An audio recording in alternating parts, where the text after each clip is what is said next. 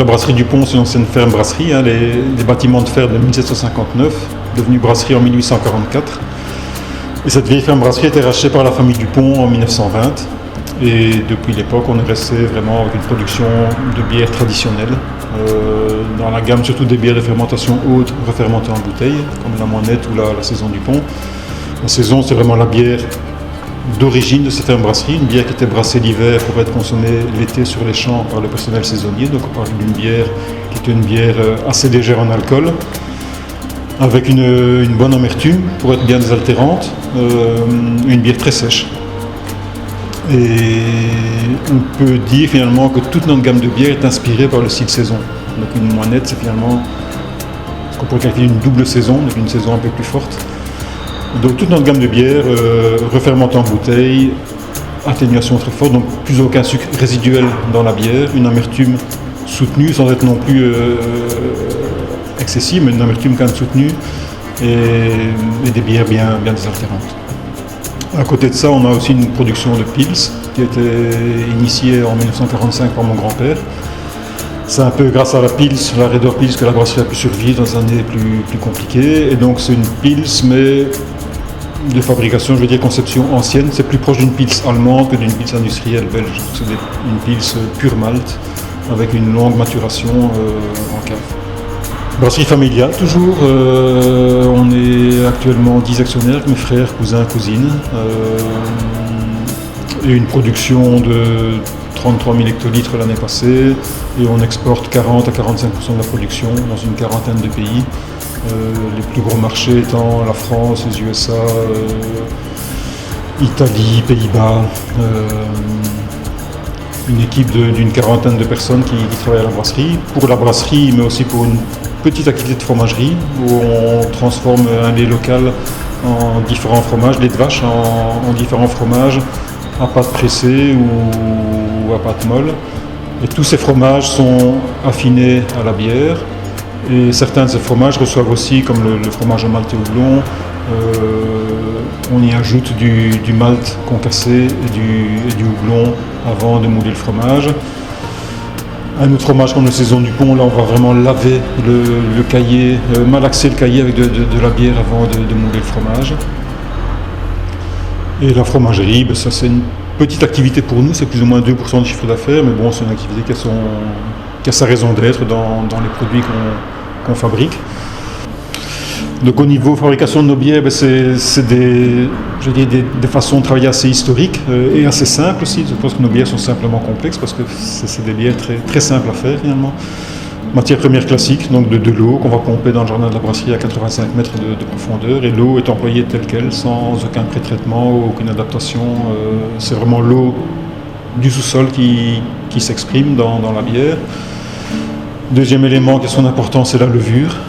Levure qui a été sélectionnée à l'époque par mon grand-père et qu'on cultive, stocke, propage ici nous-mêmes en interne, uniquement en interne.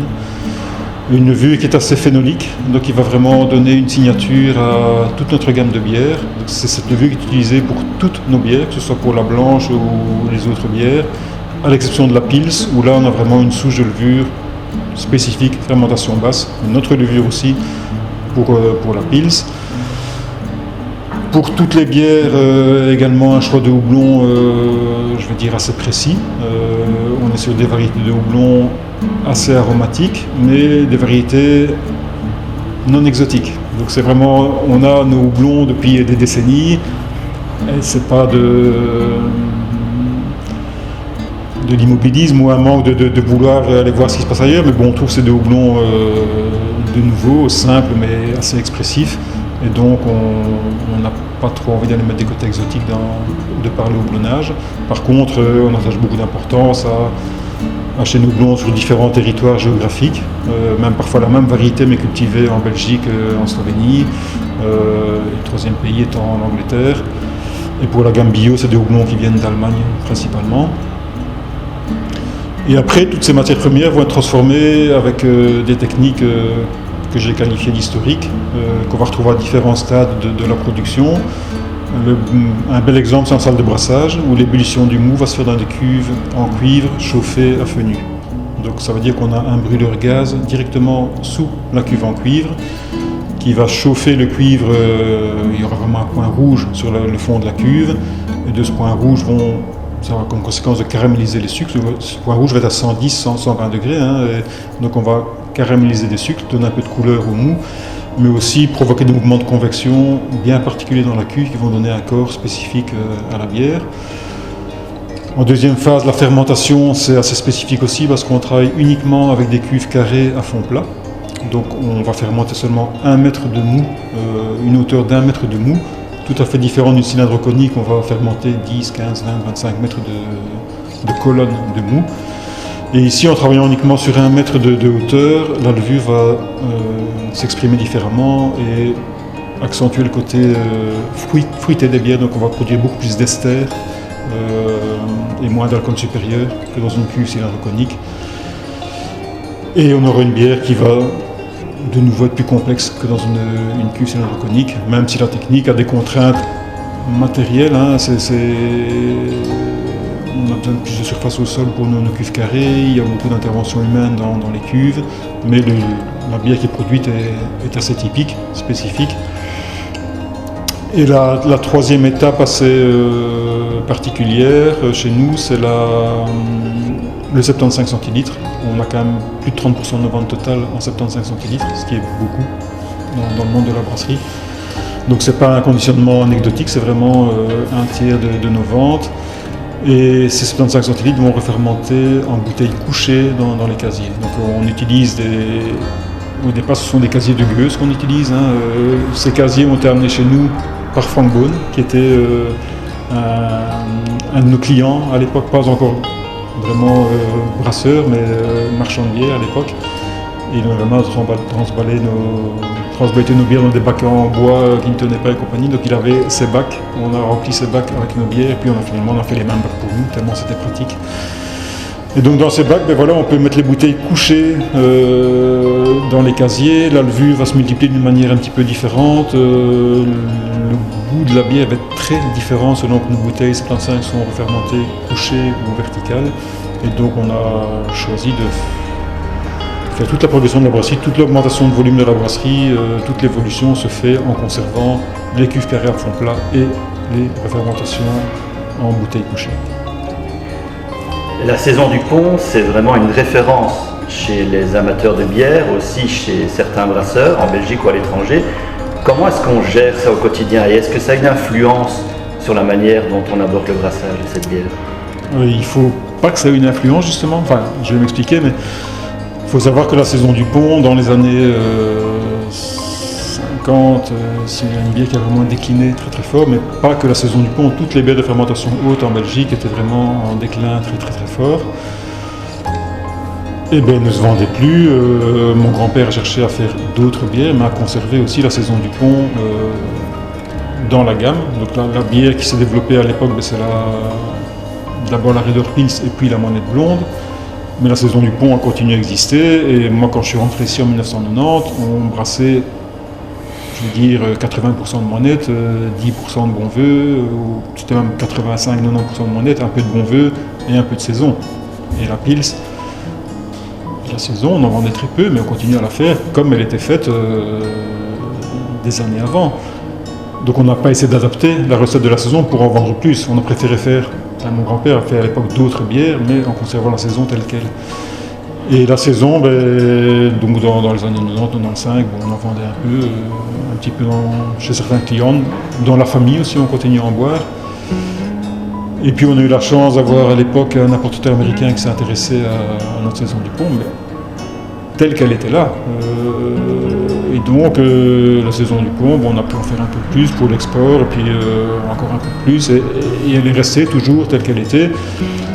Et finalement c'est devenu la seule saison en Belgique qui était une bière en progression et une bière que les gens commençaient à regarder. Et c'est comme ça entre autres qu'elle est devenue un petit peu le benchmark au niveau saison.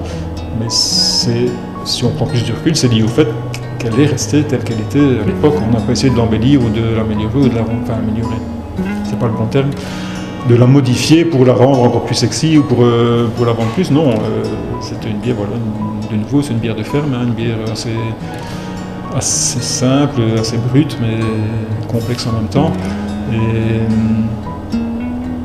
Et effectivement, c'est une bière qui est fort copiée, que ce soit par la teneur en alcool, par le choix des matières premières, par-ci, par-là. C'est à la fois bien et moins bien. Ça veut dire que si elle est copiée, ça veut dire qu'il y a un intérêt, même du monde professionnel, pour cette bière-là. Et finalement, c'est un petit peu par l'export qu'on a pu la faire connaître peut-être plus en Belgique aussi. Et c'est devenu maintenant un produit aussi apprécié dans sa version bio conventionnelle au niveau du marché belge et local, c'est sûr. La Red Door Pils a ses adeptes, mais au-delà de ça, comment est-ce qu'on se positionne dans un marché qui est ultra dominé sur la Pils par les grands groupes industriels? Ben, on ne se positionne pas. Donc on fait sa bière. La Red Door Pils, ce qui est particulier, c'est que c'est grâce à cette bière-là que la brasserie a pu survivre dans les années 45-50. Et à l'époque, donc de nouveau, c'était une bière pure malt avec une longue maturation. Les techniques d'aujourd'hui permettent de faire de la... Permettent, hein, c'est pas pour ça que tout le monde le fait, mais on peut faire de la Pils maintenant en 7 ou 10 jours. Ben, nous, on est resté sur notre façon de faire la Pils, comme on l'a toujours faite, comme moi j'ai toujours connu dans la brasserie, avec nos tanks de maturation en cave froide. Et donc la Red Door Pils, voilà, ben, elle se fait sans prétention, avec 100% de malt, une longue maturation, une levure spécifique aussi, une bière qui n'est pas filtrée à outrance, qui n'est pas pasteurisée, avec une durée de vie assez courte, mais une bière un peu différente. Et les gens accrochent, n'accrochent pas. On a dû reconquérir un peu le marché local parce qu'il avait abandonné la Pils un petit peu à la fois, enfin notre Pils, et puis finalement maintenant on en revend pas mal dans le local. Et ça c'est gai de voir qu'on a pu reconvertir des clients à notre produit. Et à l'extérieur, dans d'autres cafés, c'est plutôt une demande des tenanciers pour ce type de produit. Qui justement des gens qui veulent se distancier des Pils plus industrielles et avoir des Pils plus typées. On n'est pas les seuls à faire ce genre de produit, mais on est une des brasseries qui fait ce genre de produit. Mais donc de nouveau on n'essaye pas d'adapter la Pils pour la positionner dans le marché concurrentiel qu'on trouve aujourd'hui. Non, elle est là, elle a ses caractéristiques. Et on est super content si les gens y adhèrent et si le tenancier décide de franchir le pas. Ça c'est génial. Mais on ne va jamais essayer de pousser quelqu'un à le faire parce que si la personne n'est pas convaincue par le produit, il est tellement spécifique que si elle n'est pas convaincue, elle va l'abandonner à un moment ou l'autre. Parce que si elle n'y croit pas, elle ne saura pas en parler et elle doit faire ce qu'il faut pour que le produit perce. Avec une histoire aussi forte et aussi longue, qu'est-ce qu'on peut encore souhaiter à la brasserie Dupont dans les années à venir? Ça c'est la question piège. Non, que tout continue à se passer correctement et que cette brasserie perpétue pendant encore des générations. Le challenge il est plutôt là pour une personne comme moi qui suis une des personnes dans l'histoire de la brasserie. Bon, déjà on n'est pas tout seul parce qu'on a une équipe avec soi. On a aussi, même si la famille n'y travaille pas, c'est aussi des gens qui croient en la brasserie et qui donc finalement ils y croient tellement à long terme qu'on a une politique d'investissement assez soutenue pour une petite brasserie comme ça, parce qu'on n'a pas un horizon de 5 ans ou 10 ans, on a un horizon de plusieurs générations. Donc finalement, si les projets sont bien ficelés et ont du sens, c'est jamais la famille qui va empêcher un investissement ou freiner un investissement. L'intérêt de tout le monde, si je prends ma génération, on est 10, on a tous vécu dans la brasserie. Mes parents habitaient à 500 mètres d'ici, une des familles habitait la brasserie et l'autre à 300 mètres. Donc on s'est toujours côtoyé dans les murs de la brasserie, on a une histoire familiale forte dans la brasserie. Donc ce qu'on peut souhaiter, c'est que l'identité de la brasserie et de ses bières ne se perde pas. Et je ne me fais pas trop de soucis à ce sujet-là parce que pour venir travailler dans une brasserie comme celle-ci, il faut malgré tout être passionné et il faut y croire. C'est pas non plus un long fleuve tranquille. C'est gai, c'est super motivant, mais c'est spécial aussi. Donc, là où les personnes qui se lancent dans l'histoire, voilà, ils le font pour le long terme. et parce qu'ils y croient.